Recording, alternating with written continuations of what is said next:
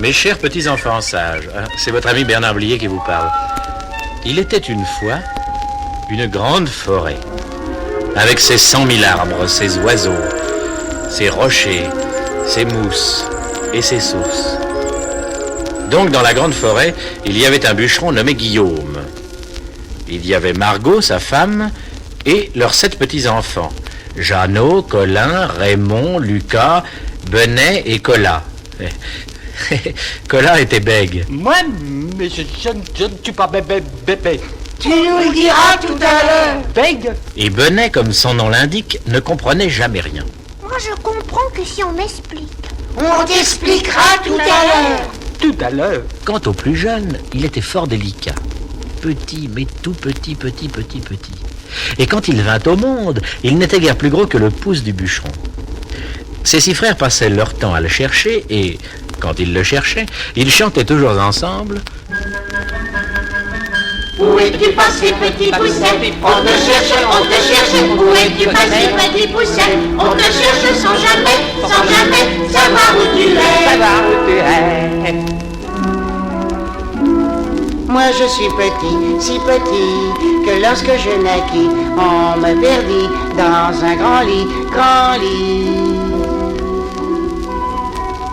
Où es-tu passé, petit pousset? On te cherche. Où es-tu passé, petit pousset? On te cherche sans jamais savoir où tu es. Savoir où tu es. Vous avez vu le petit pousset? Vous avez vu le petit pousset?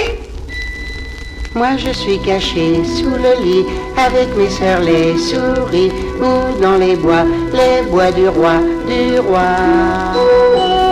Où es-tu passé, petit pousset? On te cherche. Où es-tu passé, petit pousset? On te cherche sans jamais savoir où tu es.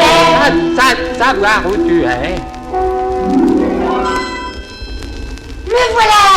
Ah! Vous pouvez commencer l'histoire? Merci bien. Donc, Guillaume et Margot adoraient leurs 7 enfants. Mais, cette année-là, où l'hiver avait été particulièrement dur, les 7 enfants les embarrassaient fort parce qu'ils n'avaient presque rien à manger. On a beau dire quand il y en a pour 2, il y en a pour 3, quand il y en a pour 6, il y en a pour 7, quand il n'y a rien pour 1, il n'y a rien pour 9. Donc, un soir, le bûcheron Guillaume et sa femme Margot eurent une grave conversation. Mais le petit pousset, lui, ne dormait pas. Et il entendit. Les enfants sont-ils couchés, ma femme? Les enfants dorment, mon homme. Oh, les pauvres. Qui d'ordine. Oh, tu vois bien que nous ne pouvons plus les nourrir. Il ne reste plus qu'une poignée de glands de chêne à manger. Oh, ça va mal. J'aime pas ça, moi, la soupe aux glands de chêne. Oh, je ne saurais point voir mes enfants mourir de faim devant moi. Il faut aller les perdre au bois, Margot. Peut-être que quelqu'un de bien les recueillera et les élèvera. Tiens, nous les amènerons faire des fagots. Quand ils seront bien occupés à fagoter, nous en irons. Oh là, ça va mal. Mais qu'est-ce que j'entends? Mais je veux pas être perdu, moi. D'abord, le petit pousset ne se perd jamais. Et ce soir-là, dans son grand lit qui était fait avec une boîte à chaussures, Petit Pousset réfléchit longuement à ce que le lendemain il ferait. Il s'endormit, il rêva.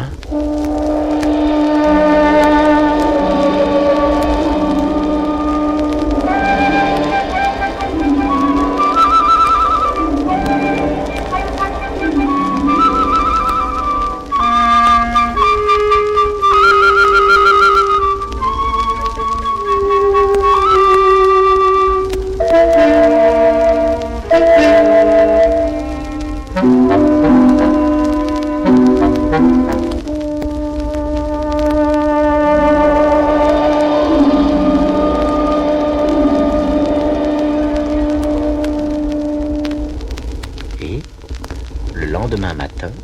Mais qu'est-ce que tu fais, petit pousset? Vous le voyez bien? Je cueille des cailloux tout le long du ruisseau. Je cueille des cailloux blancs bien lavés par l'eau pour jouer avec les hiboux. Des cailloux pour jouer avec les boules, les filles, les faux, les fûts, les poux. Pourquoi que t'as mis plein de cailloux dans tes poches, Pousset? Pour que le vent ne m'emporte pas, Benet. Pourquoi que tu veux pas que le vent t'emporte, Pousset? Parce que si le vent m'emportait, jamais tu me retrouverais. Et pourtant, bientôt tu auras besoin de moi. Et vous aurez tous besoin de moi.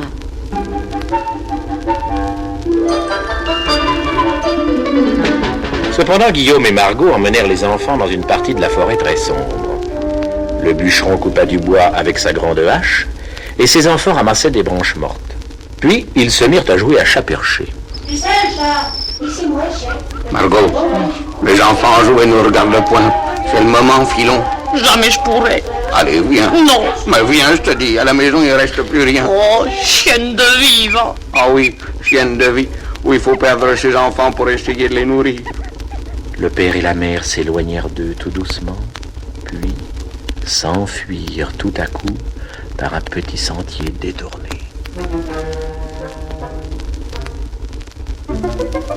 Oh! Papa Guillaume! Maman Margot! Maman Margot! Papa Guillaume! Papa Guillaume! Maman Margot! Maman Margot! Répondez-nous! Papa Guillaume!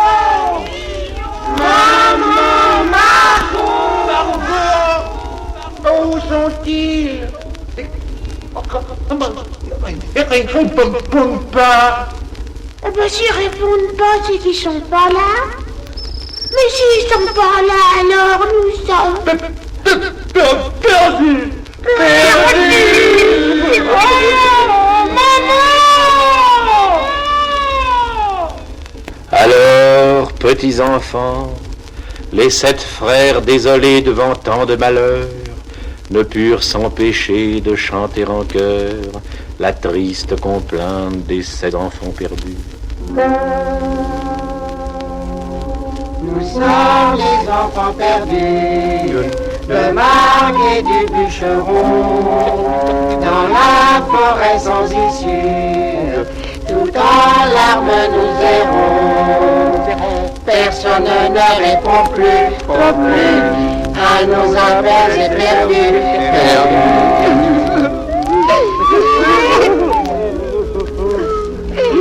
À notre sort est fâcheux, nous avons peur sur les faces.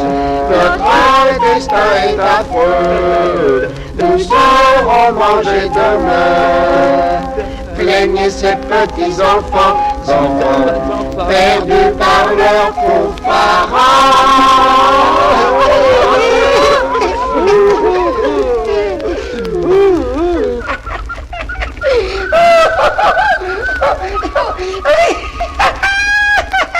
Pourquoi tu ris, petit poussé? On dirait que t'es gay.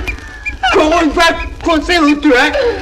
Le soir tombe, il va faire nuit. Et jamais nous ne serons rentrés à la maison. Peut-être nous mangerons les renards, les ours, les loups, les nippes. Les lions et les crocodiles. Alors d'être mangé, ça te donne envie de rire. Mais ne craignez rien, mes frères. Je vais retrouver notre chemin avec les cailloux blancs que j'ai laissés tomber de ma poche percée. Oh, vive le petit poussé.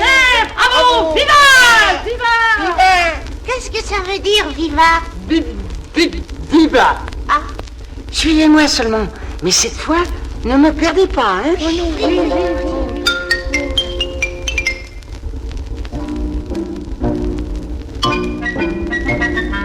Voilà le chêne bleu.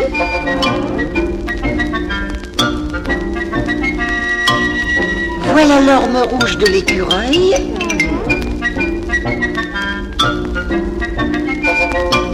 Voilà la bauge du sanglier.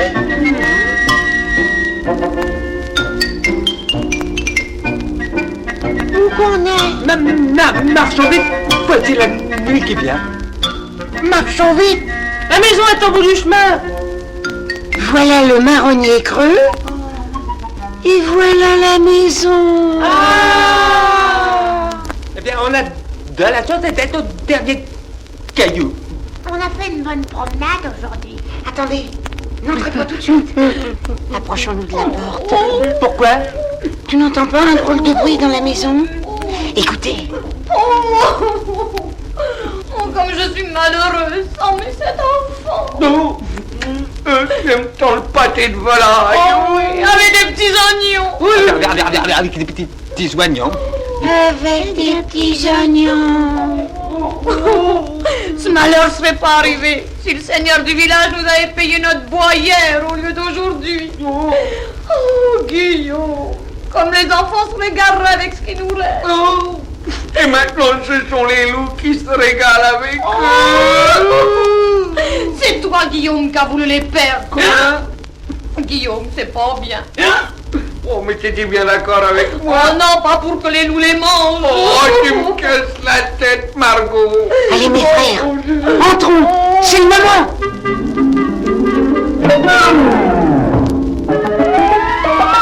Hé, Margot. Oh, Guillaume, je rêve. Ah, mais je dors. 1, 2, 3, 4, 5, 6, 7, 8 enfants. Margot, voilà qu'il y en a 8 à présent. 1, 2, 3, 4, 5, 6. Il y en a que 6 maintenant. Oh, mais non, 6 enfants et le petit Pousset, le comptillait. Oh, c'est toi qui les as trouvés, mon petit Pousset. Oui. Que veux-tu manger? Oh, j'ai très faim, maman. Moi, je mangerais bien tout le bout de l'aile du poulet.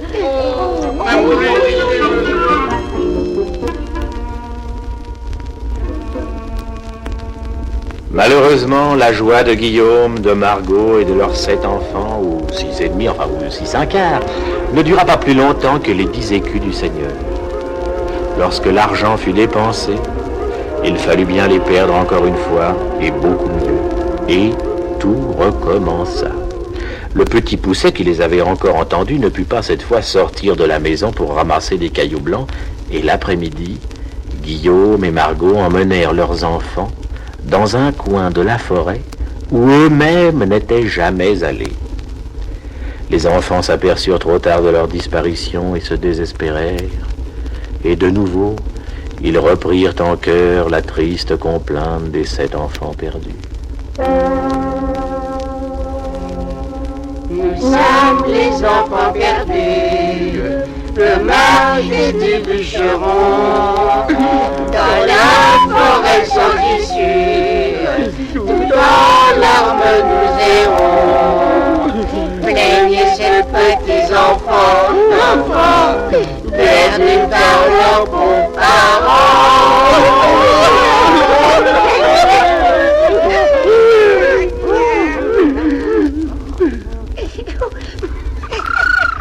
Qu'est-ce qu'on a perdu? On a perdu la maison, Bonnet. Cette fois, notre compte est bon. Jamais nous nous retrouverons. Qu'est-ce qu'on va devenir? Devenir? Dites, les petits frères, écoutez-moi, à midi, vous avez mangé votre pain, vous? Oui, on a tout mangé. Il a ta dure, mais la ta bon. Bon, eh bien moi, je l'ai pas mangé, mon pain. Je l'ai émietté tout au long du chemin. Et nous n'avons plus qu'à chercher les miettes maintenant.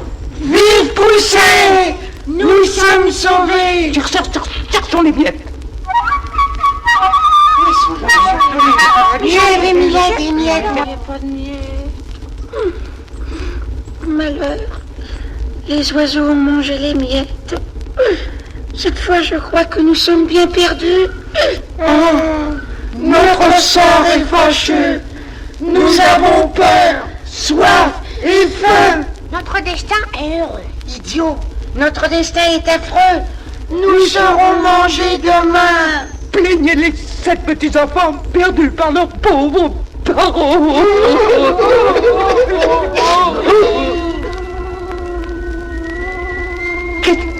Qu'est-ce que c'est que ce bruit-là? Eh bien, c'est le vent dans les branches. Je n'aime pas ça, moi.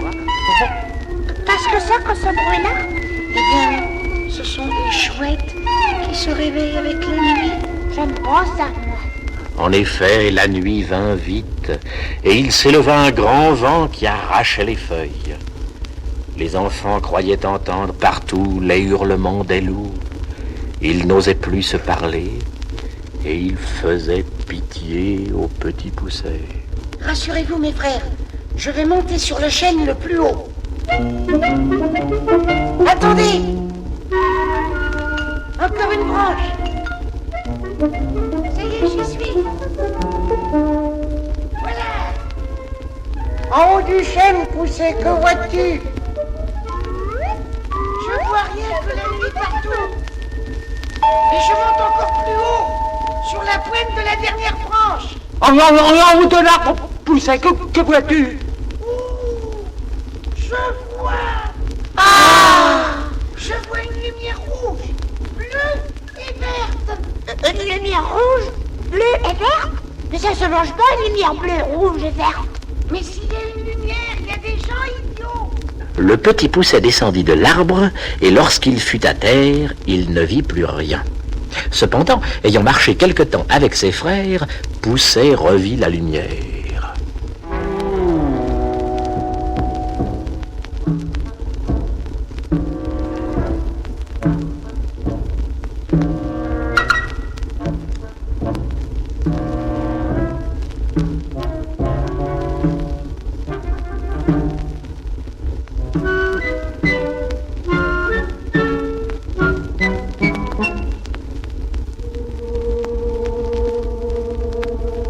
Oui, c'est bien la lumière que j'ai vue du haut de l'arbre. Oh, mais comme la maison est grande. On frappe? Ouais, j'ai bien peur. Allez, on frappe. Frappons. Frappons. Frappons. Frappons. Bon, vous dites tous frappons, frappons, frappons, mais vous frappez pas. Laissez-moi, je vais frapper, moi.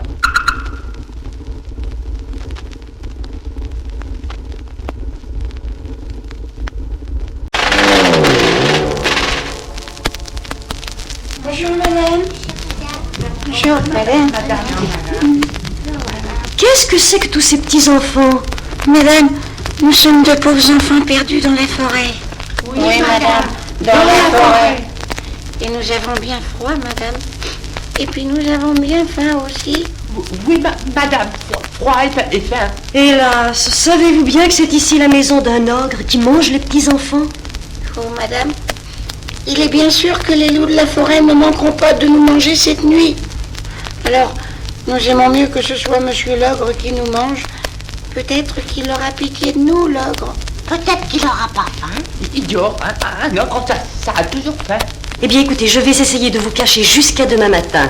Entrez, échauffez-vous.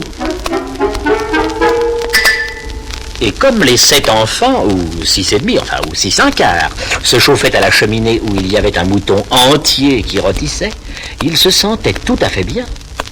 Quand Ciel! Mon mari! Cachez-vous vite, sous le grand lit. 1, 2, 3, 4, 5, 6. Il en manque un. Me voici. Voilà, monsieur mon mari. Pourquoi n'ouvrais-tu pas, femme? J'avais peur que les loups mangent mes 7 petites filles. Les loups? Je leur casse les reins avec mes dents.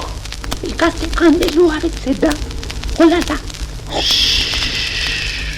Qu'est-ce que j'entends? C'est le vent, mon doux époux. C'est le vent. Appelez cette toute petite brise du vent. Le souper est prêt? Il y a du mouton rôti. Toujours du mouton. Et tu as encore retiré la peau. C'est le meilleur, la peau. Donne-moi du vin. J'en ai tiré 20 litres, mon doux époux. 20 litres. Un dé à coudre. Si ton père n'était pas un enchanteur, il y a belle lurette que je t'aurais mangé. Quoique, tu dois être bien dure, ma femme.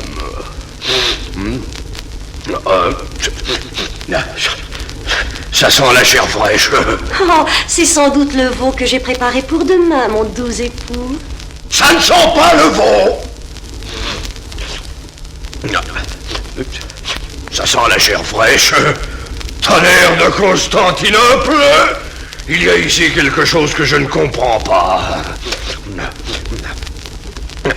Ça sent la chair de petit enfant. Le bahut. Non, il n'y a qu'un cochon dans le bahut. Encore du cochon. Mais ça sent la chair fraîche du côté du lit. Moi, je voudrais bien sortir de là, il fait tout noir. Veux-tu te taire, Bonnet? Tu vas taire, oui ou non? Aïe, on va te fou. Tu mets de la viande dans le lit maintenant? Non, mon mari, ce sont les souris. Les souris. Une grosse souris. Une belle souris. Une autre grosse souris. 3 souris. 4 souris. 5 souris. 6 souris. Et qu'est-ce que c'est que ça? Aïe! C'est une toute petite souris, monsieur l'ogre. Celui-là, il est bien petit. Je le garderai pour mon dessert. Femme, donne-moi mon grand couteau. Monsieur mon doux époux, vous ne devriez pas les tuer ce soir. Vous aurez tout le temps demain matin. Demain matin? Non! Moi, je veux les faire mariner. Moi, je leur donnerai plutôt à dîner ce soir et je les tuerai demain. Ils seraient plus frais. Tu as raison. Rien ne vaut la chair fraîche. Donne-leur bien à souper afin qu'ils ne maigrissent pas. Et fais-les dormir pour que la viande soit reposée. Tu n'as plus de vin? C'est-à-dire qu'il reste encore une bonbonne d'une trentaine de litres de vin de Bourgogne. Une trentaine de litres? Oh, la vie devient dure pour les ogres. Non. Il est bon. Il est bon. Il est bon, mais il y en a peu. Qu'est-ce que je vois? Pourquoi ces enfants-là ne mangent-ils pas leur soupe? On n'a pas faim, monsieur l'ogre. C'est vrai, ça nous coupe l'appétit de savoir qu'on sera mangé. Pas faim? Oh. Prenez donc modèle sur votre petit frère. Il mange, lui. Elle est bonne, la soupe, hein, petit homme? Oui, monsieur l'ogre, elle est bonne, la soupe. Allez, mangez votre soupe. Une cuillerée pour papa. La voilà. Une cuillerée pour maman. C'est bon, ça. Une cuillerée pour monsieur l'oiseau. Une cuillerée pour monsieur l'écureuil. Voilà. Oh, ma femme, que l'on a de soucis avec les enfants.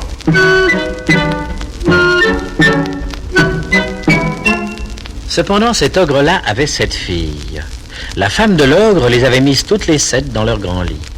Il y avait dans la chambre un autre lit de même grandeur, et ce fut dans ce lit que la femme de l'ogre mit coucher les 7 petits garçons perdus. Dormez les 7 petits enfants, dormez dehors, il fait grand vent. Dormez les 7 petits enfants, dormez. Dehors il y a des hiboux, dormez dehors il y a des loups, dormez sans penser à mon époux.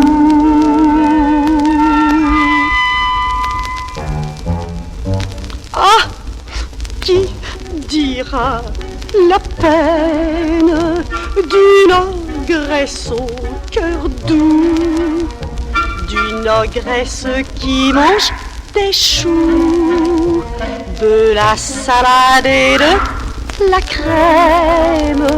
Ah, qui dira la peine de l'ogresse végétarienne? Dormez les 7 petits enfants, la lune danse avec le vent. Mais le petit Pousset avait remarqué que les filles de l'ogre portaient des couronnes sur la tête. Et à peine la femme de l'ogre eut-elle quitté la chambre en les croyant tous endormis qu'il se leva. Où vas-tu, petit Pousset? Chut.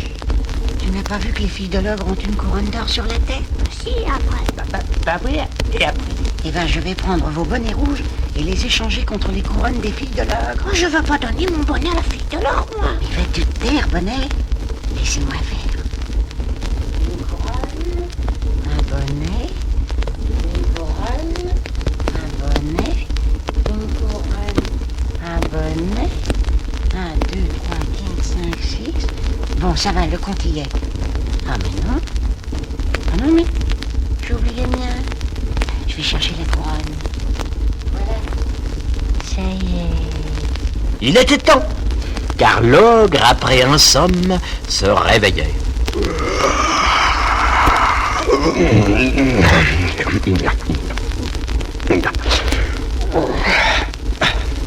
Allons voir comment se portent ces petits drôles et tuons-les tout de suite.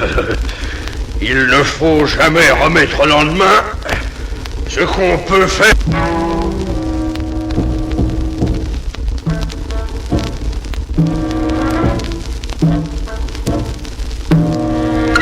Qu'est-ce que c'est que ce bruit-là? C'est l'ogre qui vient nous souhaiter bonsoir. Oh là là. J'ai vraiment trop bu hier soir. Voyons. Voici la chambre. Et voici les couronnes d'or de mes filles. 1, 2, 3, 4, 5, 6 et 7. Mais ce sont mes filles. Ce sont mes filles. Eh ben, j'allais en faire de belles avec mon grand couteau. Ah, voilà ces diables de garçons. Je reconnais leur bonnet. 1, 2, 3, 4, 5, 6 et 7. Le compte y est. Et leur compte est bon. Maintenant au travail. À la 1, à la 2, à la 3, à la 4, à la 5, à la 6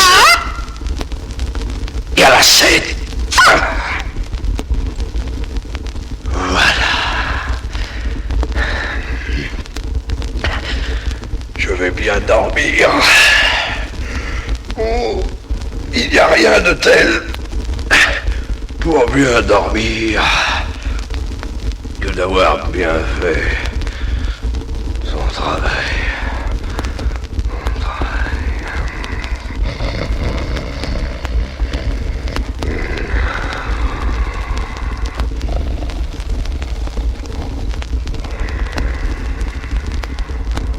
Aussitôt que le petit Poucet entendit ronfler l'ogre, il dit à ses frères: Allez, vite, vite. Vite, les frères, vite, c'est le moment. Non, debout. Allez, Jeannot, debout. Colin, allez, Colin. Allez, vite, vite, lève-toi, Colin, vite. Raymond, Lucas, Bonnet. Bonnet, lève-toi, vite, l'ogre dort. Bah si l'ogre dort, on est tranquille. Moi j'ai sommeil. Oh, allez, vite, vite, vite, Bonnet, vite, filons.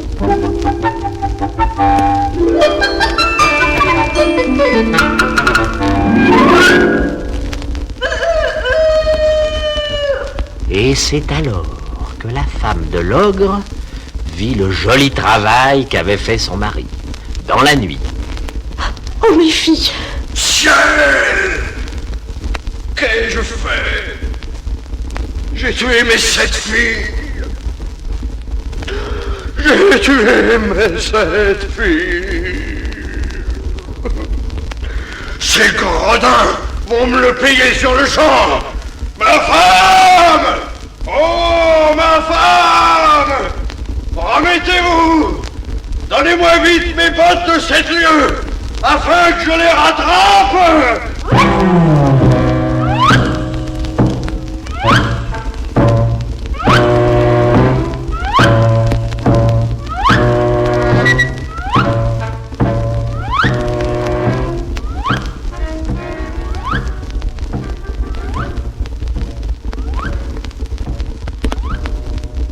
L'ogre allait de tous côtés, cherchant les enfants qui étaient alors cachés dans le chemin creux qui mène à la maison de leur père, le bûcheron. Oh l'ogre!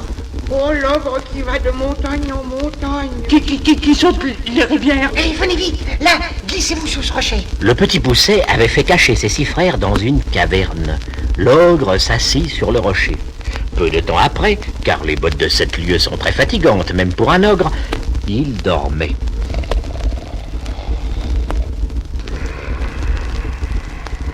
Allez, aidez-moi vous autres. On va lui retirer ses bottes. Doucement, doucement. Rapprochez, allez. Oh, is. Oh, is.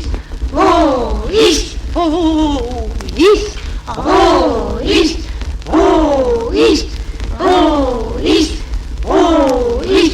Ah, ça y est. Oh, is. Pourquoi qu'on lui retire ses bottes à monsieur l'ogre? Il va s'enrhumer? Ah, venez.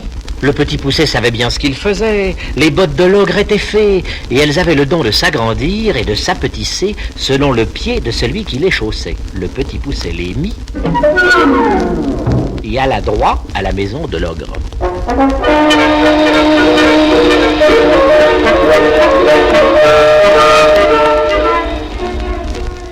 Madame, votre mari est en grand danger, car il a été pris par une troupe de voleurs qui ont juré de le tuer s'il ne leur donne pas tout son or. Il m'a demandé de venir vous avertir. Et il a voulu que je mette ses bottes de 7 lieues pour faire plus vite. Tiens, prends toutes les richesses que mon mari a rapinées. Évidemment, l'ogre mange les petits-enfants. Mais il est bon mari, et j'aurai grand chagrin de le perdre après mes 7 petites filles. Ah, si mon père, l'enchanteur, savait ce qui est arrivé à mes 7 filles, il les ferait revenir à la vie. Mais il faut qu'il soit prévenu avant 1 heure, et il est très très loin d'ici. Qu'à cela ne tienne, madame, je ferai un détour pour prévenir monsieur votre père.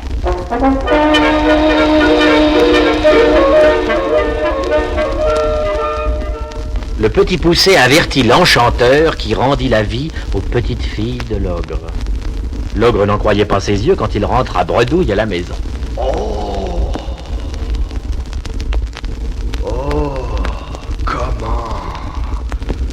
Voici mes 7 filles. Et moi qui croyais les avoir tuées. Tuer mes filles? Mais pourquoi, monsieur mon mari? À cause des 7 petits-enfants que je voulais manger. Quels 7 petits-enfants? Vous avez rêvé, mon mari. Alors, je suis bien malade. Je vais aller voir le médecin. Faites A. Comptez 33. 33.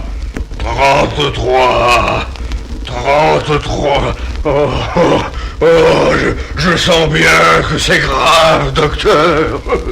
Oui, mon ami, c'est grave. Vous avez de la dyspepsie. Vous avez de l'embarras gastrique qui vous pousse à la catalepsie. Et à la paralysie. Vous mangez beaucoup de viande, n'est-ce pas? C'est-à-dire que, monsieur le médecin, un bœuf par-ci, un mouton au petit déjeuner le matin, un sanglier rôti. Bon, eh bien mon ami, plus de viande. Plus de viande. Vous allez vous mettre au régime. Nouilles et légumes. Avec un peu de pain et d'eau. Sinon, vous mourrez demain. Et l'ogre devint végétarien, comme sa femme. Il fait encore peur aux petits-enfants à cause de sa grande taille et de sa voix, mais il n'est plus dangereux parce qu'il mange maintenant des oignons, des radis et des haricots verts. Quant au petit Pousset, il revint avec ses frères chez son père avec tout l'or de l'ogre. Et il n'y eut plus jamais de famine dans la maison du bûcheron. Où es-tu passé, petit Pousset? On te cherche, où es-tu passé, petit Pousset? On te cherche sans jamais savoir où tu es. Moi je voudrais devenir grand, mais je ne sais comment, il faut du temps, mais les grands sont parfois méchants, il faut devenir grand tout en restant enfant. Où est-il passé, petit pousset? On le cherche, où est-il passé, petit pousset? On le cherche, sans jamais savoir où il est. Savoir où il est.